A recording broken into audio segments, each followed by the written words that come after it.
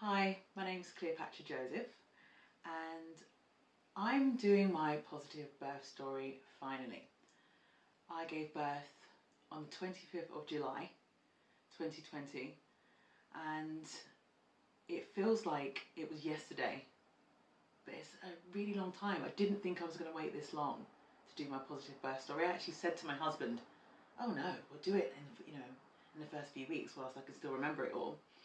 But time has flown, and not only that, I think I was too nervous to get in front of the camera, to be honest with you, and to bear all. Anyway, here we are, and it's actually my birthday today, and I thought that I would do my positive birth story today, seeing as I'm dressed up, etc, etc.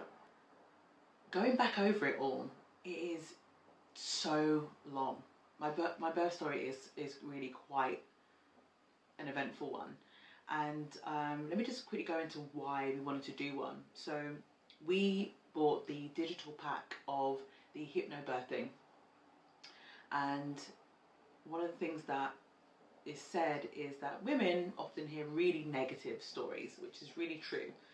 We hear negative stories, we see horrific images in the movies, and people just voluntarily concentrate on the negative and voluntarily will say stuff to you without you even asking about labour. So most of us have a little bit of labour anxiety, and some of us have a lot of labour anxiety. Now, when I was prompted and encouraged to search for positive birth stories, I was determined to have a positive birth story and to then tell it. Now, I will say that I think my birth story is positive for many reasons. However, I will warn that it got pretty hairy at some points, and again, too much information. TMI doesn't really have a home here when it comes to talking about labour and birth, but yeah, I will talk about blood and things like that. So the Hypnobirthing digital pack was really great. I was so excited to get to this point of the pregnancy. So I was raring to go and started watching it at about 32 weeks, and really enjoyed all the scientific information, enjoyed how user-friendly it was, enjoyed how much they were trying to help with your organisation as well, and things that you could print out. The digital pack was great. It's something that me and my husband could do in a way to bond. We also did the spinning babies. Not that I could foresee there being a problem, as I'm an ex-dancer and felt like I kind of knew my body and was quite mobile and limber, but it had been locked down, so I felt like I was a little bit stiffer than usual. And to do the spinning babies, where they teach you how to move your body to make sure you're freeing up your hips and make sure that your body's even, we did that as well. So leading up to the labour and birth, we are obviously in a lockdown for COVID-19 safety. Now, my husband had actually started to feel unwell, and we were a bit worried. I'm in my 40th week, and obviously it wasn't ideal timing for him to be feeling a little bit iffy about himself, and he had a temperature, and so alarm bells were ringing, and I was really concerned for him and for us if I had to go to hospital. Then I was like, you know what, let's get a really nice hot curry and see if you've just got a little bit of a cold, and you know, the curry, the vitamin C in the curry will help with your immune system, and the spices will clear any colds you've got. And then I made a joke saying that obviously curry is one of the old wives' tales, one of the things that people eat in order to induce their labour. And I was joking, saying I actually don't want to go into labour straight after having a curry, because you know, your bowels go a bit weird, and most of us will poo during labour. Who wants to do a curry poo during labour? Cut to I go to take a bath at about 9 p.m. and I get in the bath, and as soon as I get in the bath, I feel something, and I'm like, oh, have I, you know, just by lifting my leg and getting in, did I do something? So I'm in the bath, and I'm like, oh, that period pain isn't going away, and I'm like, oh yeah, period pains. Then I need the toilet, so I need to do a number 2, and I need to empty my bowels. It was quite unpleasant, the process, and I immediately started to cramp even harder, and I was like, this is something different. Then I kept on purging. I kept on purging. I went to the toilet. I went to the toilet. I went to the toilet. I went to the toilet. And I'm already kind of spinning out by about 2 a.m. I'm already a little bit spacey because of the amount of, I was going for a wee and a number two over and over and over again. And that makes anyone feel odd. Hi, it is the early hours of Friday morning, Friday the 24th of July. It's about 2 a.m. and I am 40 weeks and 4 days today. I got in the bath at about 9:30 p.m. and almost as soon as I got in the bath I felt a really quite strong Braxton Hicks with a crampy feeling. It just felt very different and much stronger than I'd been used to having. Felt any contraction, well, okay, I'm not making any sense. It felt very different to the Braxton Hicks I'd been having, and it felt really strong. And so I just sort of thought, oh well, I'll see if it continues. Watched half a movie in the bath, and had maybe two more like that. Didn't think much of it until I got out of the bath, and then I started to have them come every 13 minutes or so, fairly strong, and then they've been getting stronger since then, and I've actually started to come every 10 minutes. I've also started to purge, only from one direction. I feel a little bit panicky because I've only been experiencing these early labour signs since 9 p.m. and they've already got quite strong and quite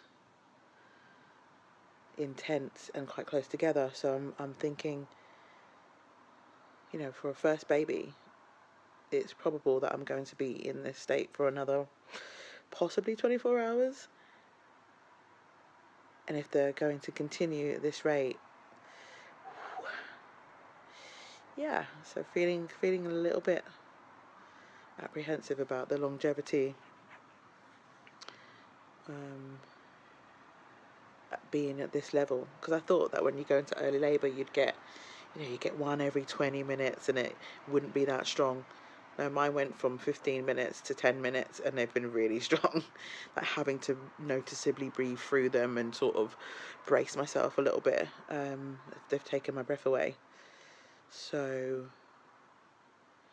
yeah, does that mean I'm far along, or does that mean I'm just weak? Who knows? Wish me luck. So we get to 5:45 a.m. and by this point I've gone to the toilet loads of times, and I think I've got in the bath 3 times between 10 and 5 a.m. and I had my bloody show. Hello. So it's now almost 6 a.m. on the dot, and I have about 10 minutes ago had my bloody show. My mucus plug has come away. I'm still purging pretty hard, just making me more tired, and the contractions surges are pretty intense still. I actually felt relief that I knew that I was in labour, and then that relief made me feel like, do you know what, I know I'm in labour, I'm going to definitely get some rest. I remember this was part of my birth plan, was that my labour plan was that I was going to birth at home for as long as I could and be relaxed as long as I could and get some rest. Anyway, 6 a.m, I get back into bed with my husband and I put the Freya app on, and I'm working through and I'm listening and I'm breathing and I'm napping. And then when I have a surge, I obviously wake up and I, press the surge. This is another thing that they encourage you to do with hypnobirthing, is to call them surges rather than contractions. So I'm surging away, and then I get some shut-eye between 6 a.m. and 9 a.m. and then my surges really increase. And the Freya app actually tells me to go to hospital. I then wait until they increase a bit more before calling the hospital. So we call the hospital and I tell them I've been actually labouring for about 12 hours. They ask a few questions and they say, okay, you sound like you should come in. The contraction that I have just before we left the house really took my breath away. It really made me feel a little bit concerned about whether or not I'd be able to cope if they got much worse than this, than what I was feeling. And I thought, my gosh, I feel like I'm in active labour. I feel like I'm maybe 5 centimetres dilated or something like that, because I've already been labouring for 12 hours and this contraction was like, and I felt like I was dilating and effacing. Anyway, so after that really intense surge, we got in the car and everyone was right about the car journey. That is quite tough. So I'm closing my eyes for the whole journey and it's bright outside because it's 11 a.m. or whatever, and I just want to close my eyes to it all.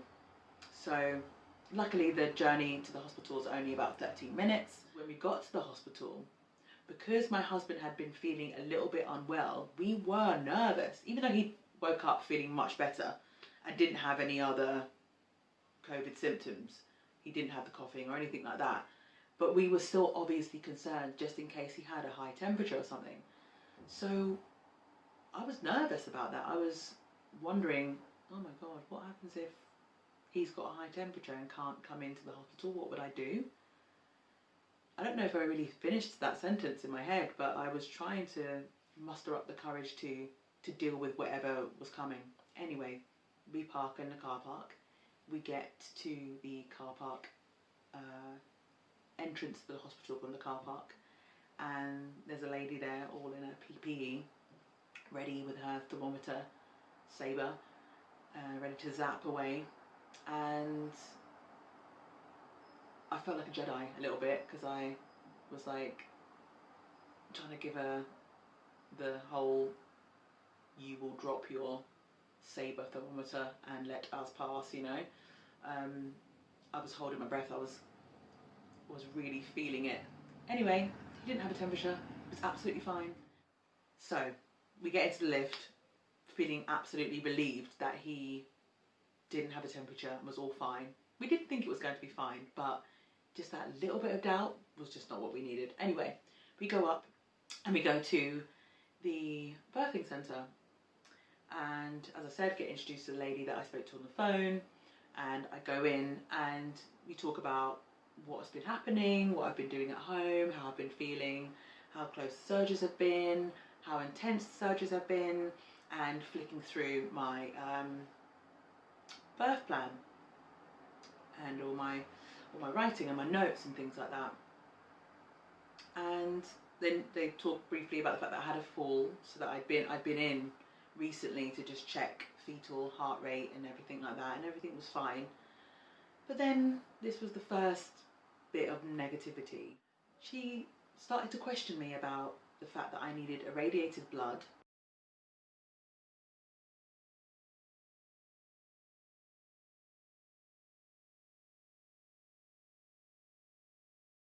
and technically in remission from cancer, and the fact that she was a bit surprised that I'd been allowed to be on a birthing centre, at a birthing centre rather than a labour ward.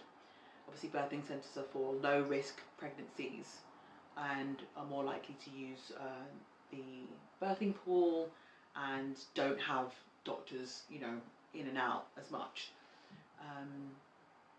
I was assured by my midwives that because I was a low risk pregnancy, that I was absolutely fine.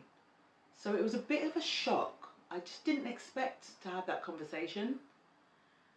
And it just really, it stopped me in my tracks a little bit, to be honest with you.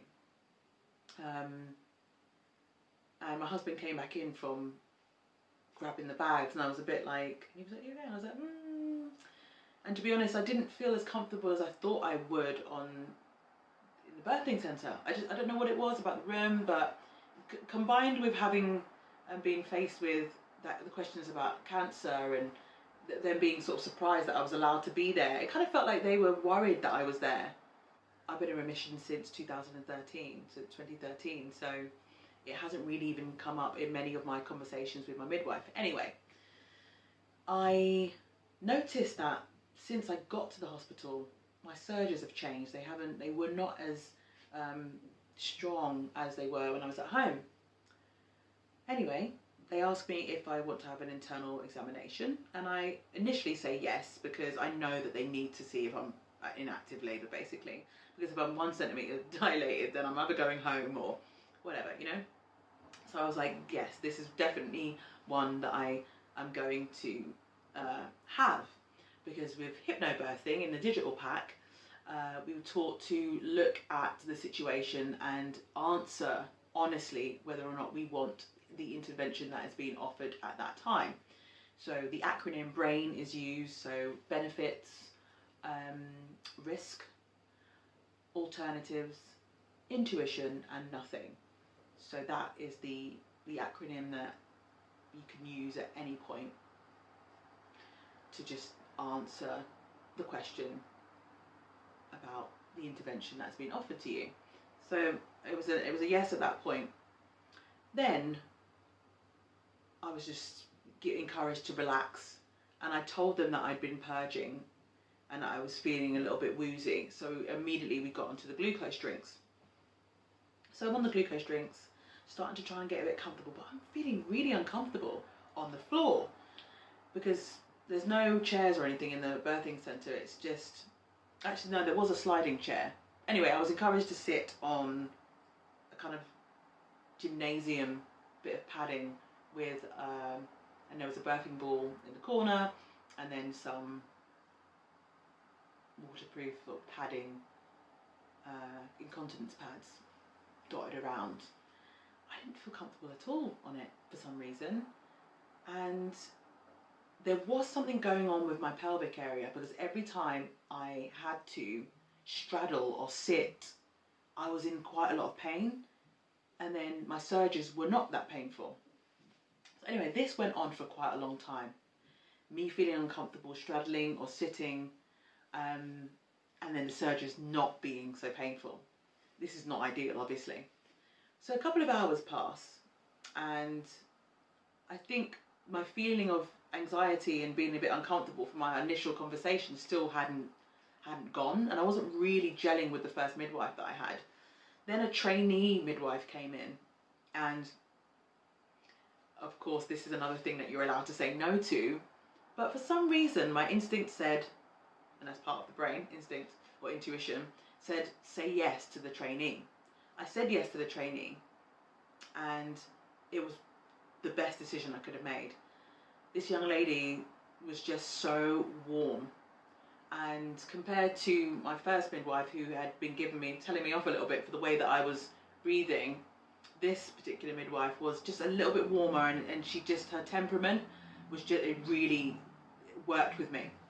So I'm now perhaps 18 hours into labour, and I'm not surging as strong as I really should have been at that stage. And I'm drinking the glucose drinks, but I'm still really, really weak. After my internal examination, I am in active labour, by the way, so I am 4 centimetres dilated. Then a couple of hours later, the glucose drinks, and they test my urine. When they dip my urine, they discover that I'm passing ketones. I have ketones in my urine. So that happens when you're like really dehydrated and you haven't eaten for a long period of time. There's a whole diet that, you know, look at ketones, and it makes your brain work in a certain way. There are positives to letting your body get into ketosis, I think it's called, but when you're labouring, that's not what you want. At this point that they told me that I was in ketosis, I think that's what it's called. I had just got into the birthing pool after feeling like I'd been waiting forever to get into this birthing pool, and they immediately told me to get out. I honestly sat down, and they went, "Yeah, this is not looking ideal. We think that if you did get into the birthing pool, the warm water would actually make your surges calm down, and you're already not surging terribly strongly, and your urine isn't looking ideal." So I was a bit deflated. I got out of this pool, and I hate being cold.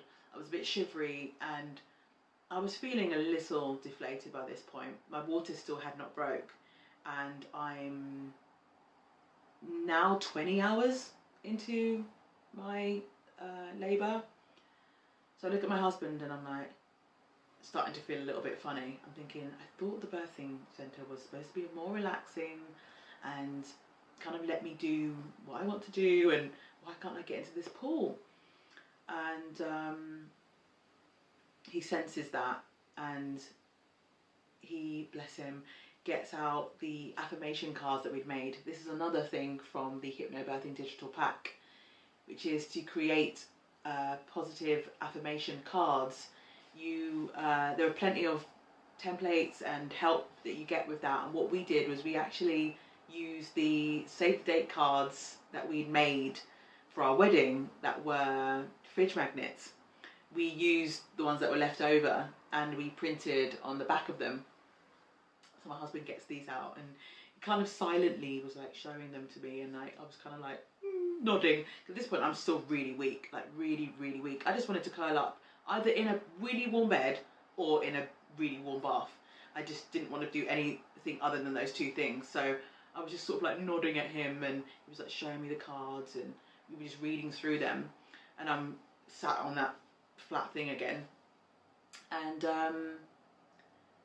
then they said, right, we would like to break your waters. And I said no this time. I felt a little bit agitated that I couldn't get in the bath, and I just said no, I don't feel like intervention. They waited about 45 minutes to an hour and then asked me again. And I'm on gas and air all this time, by the way.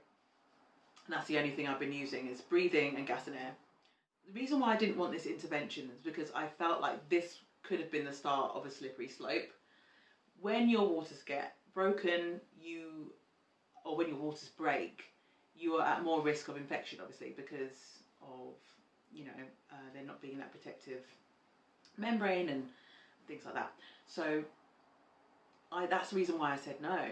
I felt like we should do nothing at this point. I said to them, I'm exhausted. I know why I'm exhausted. It's because I've been purging. Another hour passed, and they came back and asked me again. And I actually said this. I went, you've asked me twice now in quite a short space of time. I feel like I should just say yes.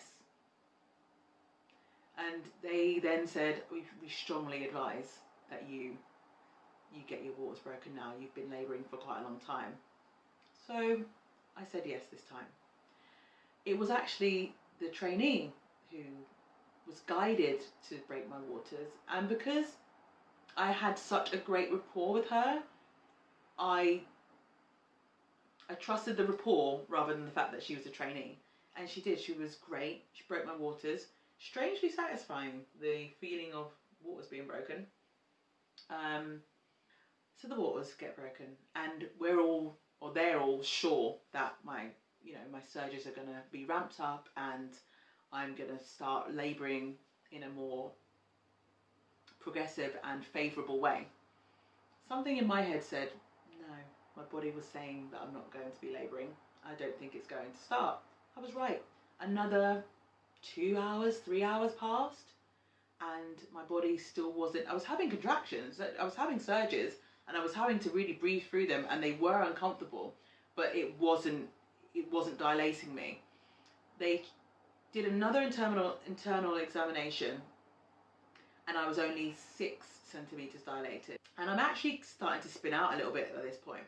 So I'm on the gas and air, and I remember at one point, I said to my husband, yeah, I'm just thinking about Boris Johnson. And my husband was like, what are you thinking about Boris Johnson for? And I said, I just want to make sure that he includes me in his manifesto. Weird. And then about half an hour later, I remember doing something similar where I was saying, Key Stage 3 dance. I just need to think about my Key Stage 3 dance syllabus. It's what I was doing when I was teaching before lockdown. So I was clearly getting really tired. The gas and air was getting to my head. And I think that worried them a little bit as well. They bring a doctor down from the labour ward. And by this point, I'm laying on the floor, kind of spinning out. And this doctor comes up, and I don't really open my eyes to speak to her, but I'm listening to her. And she's like, Cleopatra, and I say, yes, I'm listening.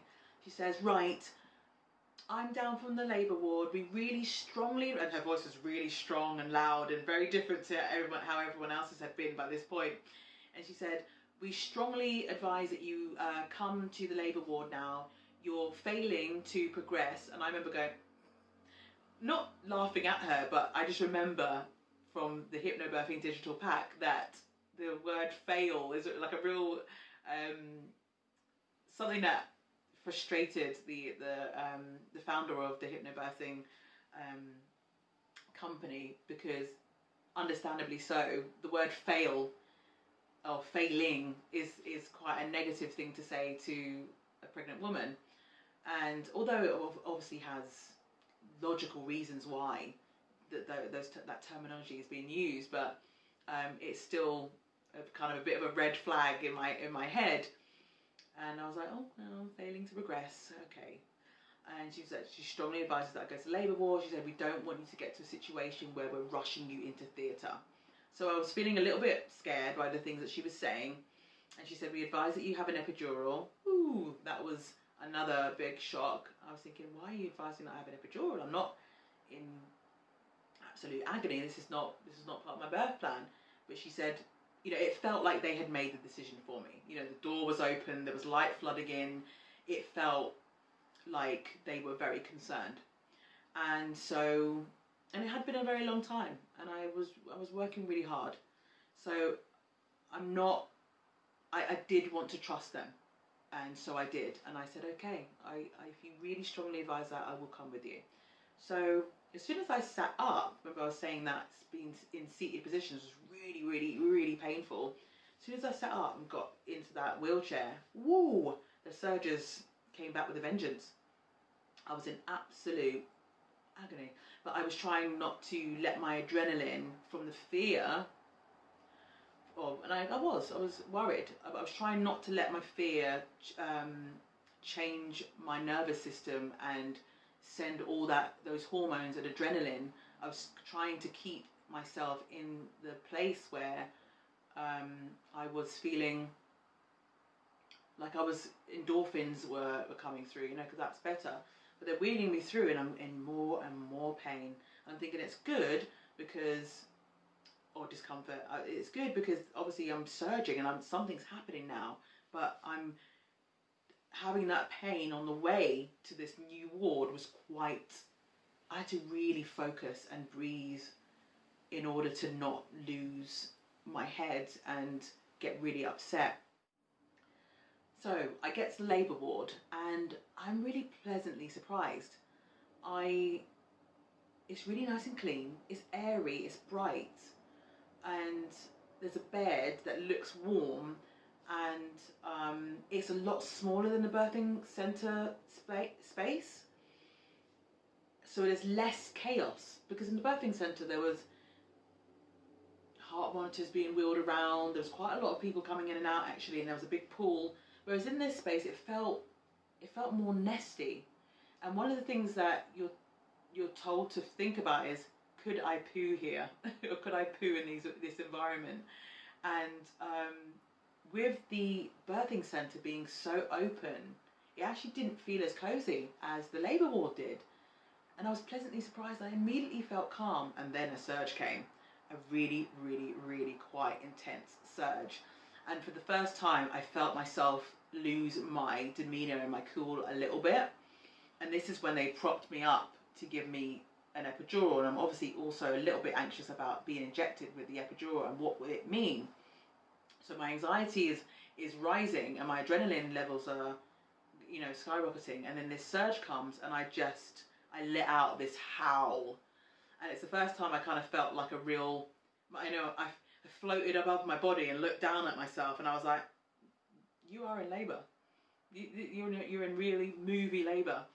And then I kind of got myself together a little bit and knew that pain relief was on its way, and that it was going to help me dilate, and to just keep breathing and to stay calm. And my husband had me in his arms, and as I vomited into a you know, lovely paper bowl, I used my breathing techniques through my nose, and just I remember feeling this. I remember having the bowl and thinking all of this stuff as I'm yakking.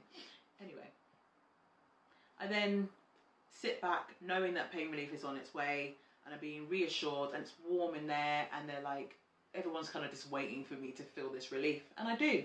I feel a lot of relief. And we both go, me and my husband both go in and out of sleep. He gets a little bit of a nap. I do too. We then wake up a couple of hours later, and we're all a lot calmer. He's able to go and have a shower, change his clothes, and I'm numb from the waist down. They are monitoring everything so they can see that I am having surges and that I am actually continuing to dilate. So then they test me, and internal examination, which I can't feel as much this time obviously, and I'm 10 centimetres dilated.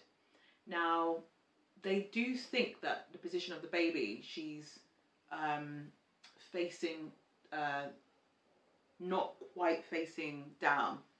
So they do think the position of the baby may not be optimum at this point. I know that she's head down, but just how much or where she was facing, they weren't sure about already by this internal examination, where they found out that I was 10 centimetres. But that's great. They were like, you can start pushing.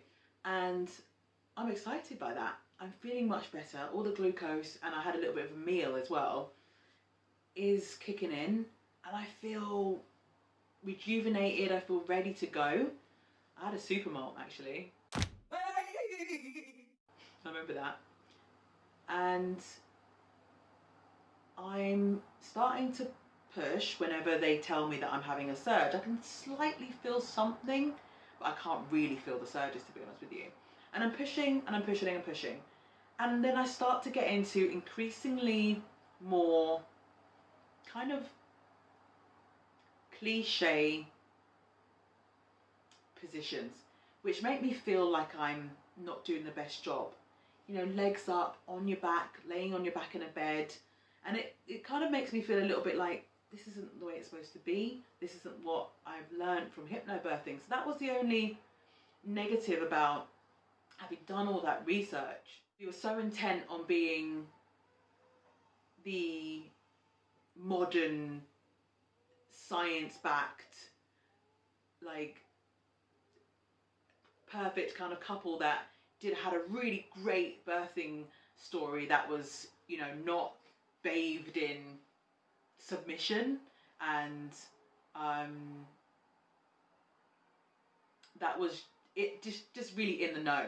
And so I did feel a little bit like I was not doing that, like I was failing a little bit. I'm gonna go and get her. Come on then. Come on, say hello. Is it still rolling? Yeah.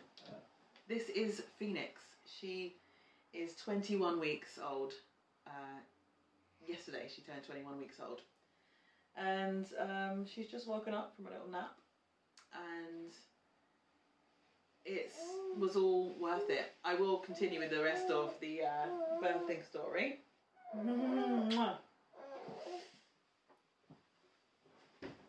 Okay, so 10 centimetres.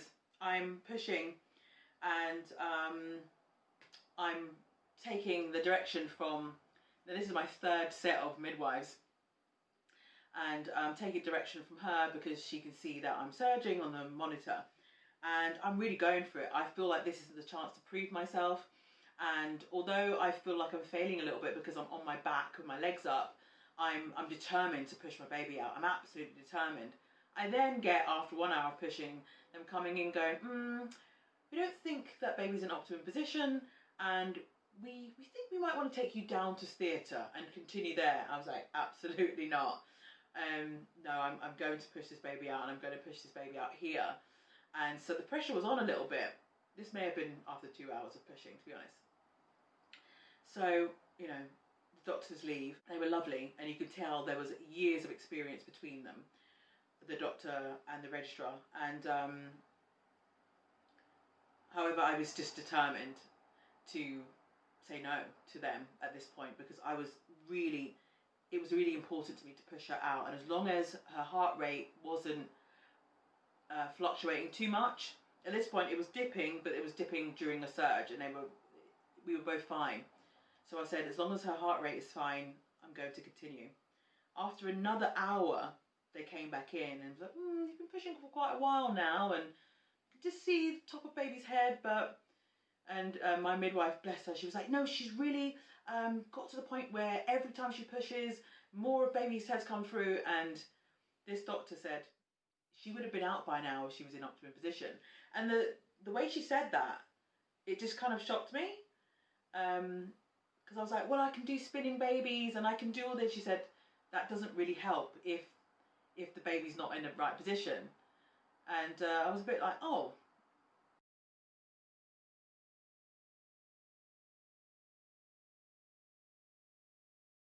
And then I said, all right, just give me some more time. And then she left, and she said, right, I'm just going down to theatre. Once I've dealt with that person, I'm going to come back and we're going to have to intervene. And she went to theatre, and I was like, right, we've got to do this. We've got to do this. We've got like another 45 minutes to an hour. And so every surge, I was pushing and pushing and pushing. And usually you do sort of like 3 pushes per surge, but I was even doing like 5 per surge. And just really determined to get baby out. And we still didn't know the sex of the baby by this point. I'm just so excited to meet my baby. And after 3 hours of pushing, the doctors came back in. And at this point, I know. She said, we'd really like to take you to theatre. I said, no, I really don't want. She went, okay, we can stay here, but we're going to have to help you. We're thinking forceps. And I said, okay, all right. And I was warming up to the idea of forceps. She was like, I think we're going to have to give you an episiotomy. I said, no, I've got a phobia of straight cuts like that. I've got a funny thing about it. It makes gives me, you know, I'm here spluttering, getting a little bit anxious. She said, okay, we'll see how we go. So, you know, not really much choice. The gloves are going on at this point. They really feel like they want to help me. They do end up helping me. They get the forceps, but as we know, with forceps, you're actually more likely to tear with forceps. So I'm pushing, they've got the forceps, and one of them say, we can see that you are already tearing. We think that we should give you the episiotomy. And I'm like, okay. Again, at this point, I was using my brain, my benefits, risk, and intuition and alternatives, but there wasn't any alternatives at this point, really. And to say no to their advice at this point could have meant that if I had torn in a really bad way without their help, or put my child in danger, that would have been on me. And at that point as well, they said that her heart rate was going up. Now that isn't as normal. Heart rate decreasing is normal for a surge, but heart rate going up is showing a little bit signs of distress. So I said, I don't want her to be in any distress. And obviously they know the buzzwords to get you to, you know, get going. So I said, fine, you do everything you need to do. And I started to feel a little bit of pressure, because I think I was crowning by this point, and they were pulling her out, or assisting me to pull her out. And I could really feel that. And I gave one last really small push, and I just felt just a feeling of zoop, a feeling of a little bit of a slip, and I felt her come out, and then I was waiting for her cry immediately, and I remember thinking, I even said, "Is she okay?" And you know, at that point she was being brought to me. I didn't know she was a girl at that point, and I was saying, "Oh, my baby," and smiling and just so happy. But I remember thinking, she is absolutely covered in blood. I knew that that wasn't normal. I knew that I'd seen births by this point. I'd seen plenty from doing my research. And for a baby to be absolutely covered in blood from head to toe was quite, you don't really see it that way. You see a bit of blood, but really like dripping isn't really what you see very often. So, unless I'm wrong about that, but it's not what I've seen very often. And I thought, oh, that's a bit concerning. And she's crying by this point, and we're looking at her, and she's got towels because she's, you know, we're kind of drying her off. Me and my husband sort of fumbling to dry her off, and I know that something is gone a bit off, because I could feel more movement. I can feel the doors open, someone else has come in. The midwife that we had all that time is moving very fast. I've still got my legs up, and it just felt like there was a little bit of a situation occurring.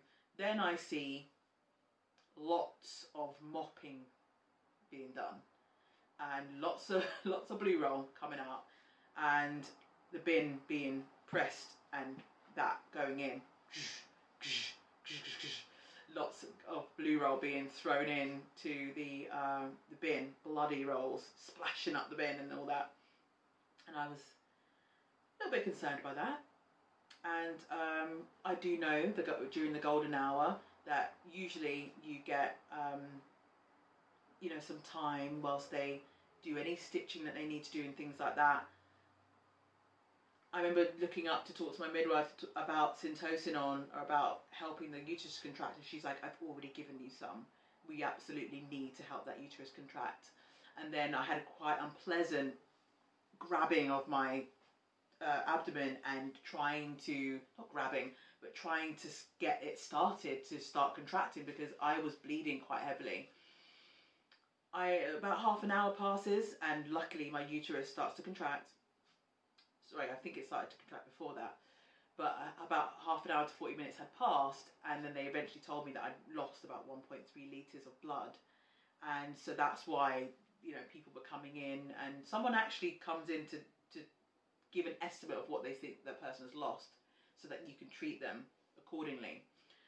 And the paediatrician came in just to watch Phoenix her first few minutes and see how she was doing, and someone else came in to see if they could put a cannula in so that I could get antibiotics, so that I could get all the medication that I needed, because of the fact that I'd been pushing for so long and that I'd lost so much blood. Now, by this point, I'm feeling like, oh, can't I just have a cuddle with my baby? But I do realise that many people right now are trying to save my life, or that's a bit dramatic. Many people are making sure that I'm okay, that I'm going to recover well. So they can't put a cannula in. That starts to become a little bit of a problem. We then abandon that for now, and I get told to change onto another gurney and go into the recovery ward. So I'm on the recovery ward. They're still trying to get this cannula in. So I'm feeling a little bit like, oh, I've just left that room and someone's trying to put a cannula in, and I'm starting to feel a little bit ropey. I'm starting to feel like I've got some surges going on, and that starts to become a bit more intense. Then they eventually manage to get the fifth person manages to put this cannula in my hand, and so in goes a bit more syntocinon into that. And while that's been, you know, hooked up, I get asked if I want to have another catheter, because obviously I had to have a catheter for the epidural, and I say no. So I've gone back to my benefits risk alternatives, etc. And I remember her being quite like, oh, well, and she sort of went away and came back, and she was like, well, and it was almost like she was like, I kind of have to put one in for the stage that you're at. She was really shocked. She basically begged me. We had a bit of a banter, but she begged me to put another catheter in. I just said, I really don't want bladder issues. I said, having a catheter put in and out when you're numb and, risk of infection, and I was like, I really don't want one in. My legs are starting to come back a little bit. I can feel things now. So why do I? Anyway, she begged me to, and I was like, okay. I actually got to that point. She starts trying to put it in. It took her, she had to call a colleague, bless her. I felt really bad because she was sweating. She was clearly a little bit rolled up. She wanted to do it quickly for me, but it took so long. By this point, having had the catheter take so long, the cannula take so long, where they put the vein in, the line in your arm, and the catheter take so long, it was 5 p.m. I had my daughter at just about 2:15, and on the 25th of July, so I've been in labour for well over 30 hours. And then 3 hours after giving birth, I hadn't stopped being prodded and poked. So I started to feel a bit overwhelmed. Not only that, the syntocinon had really kicked in, and I started to feel everything just go and kind of lock, because I think they'd given me quite a lot of it to really get my uterus to stop bleeding, basically. I was in agony. Between the cannula, catheter, and syntocinon, I thought that the labour was supposed to be the hard bit. My daughter's lying next to me, and I'm almost about to lose it. So they call the anaesthetist, the person who gave me the epidural, and he gives me some morphine in my epidural site. And within 10 minutes, I am just an absolute morphine wreck. And there's a video that I took, and it's absolutely hilarious. And then I'm laying there thinking, my gosh, I wanted a fairly natural birth. Look at me. Nearly 40 hours later, epidural, bit of morphine, dribbling, cannula, catheter. I was a right state.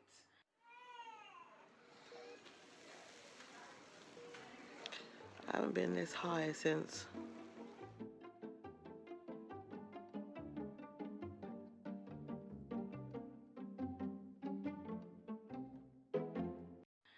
and but Phoenix was there, and she was stunning, and my husband looked so happy holding her, and nothing else mattered at all. I'd used my acronym brain. I had felt like I was in control for most of the time. I felt cared for and looked after really well by 3 different sets of midwives. I had negatives happen, yes, but I felt like it was a positive birth. And that's all I can say, really, is that I'd do it again. It was absolutely worth it. And although it wasn't the most straightforward, we both came out of it alive and smiling. And I feel incredibly grateful. I feel really glad that I purchased the Hypnobirthing, Spinning Babies, and yeah. Now, what happened after this point where I'd had the morphine is quite interesting, but I think I should put it onto the beginning of my next video, which will be like the 4th trimester, because it's quite interesting. I ended up being in hospital for 3 days for various reasons, including the fact that baby had an epilous cyst on her gum, which really scared me at first, but I'll explain that it wasn't that big a deal. And yeah, a few complications. And I was even offered to feed my baby on formula, and lots happened in the next couple of days. I really got to see you know, what happens in the hospitals. Anyway, I'm going to leave the birthing story there at the point where I had the morphine. And I hope this has made someone feel more comfortable and less worried about intervention if it does happen. And yeah, I'm glad that I decided to film this on my birthday, because I'm not doing this makeup, trying to make a good impression. That happens very few and far between now that I have a child. So yeah, I'm glad I've got this done now. That's like a 5-month weight off my shoulders. And stay tuned for more content. I will do another video about the first 3 months of her life. I've forgotten what that's called. Yeah, forgot what that's called. And hopefully, yeah, be making more content in the future. Thank you for watching.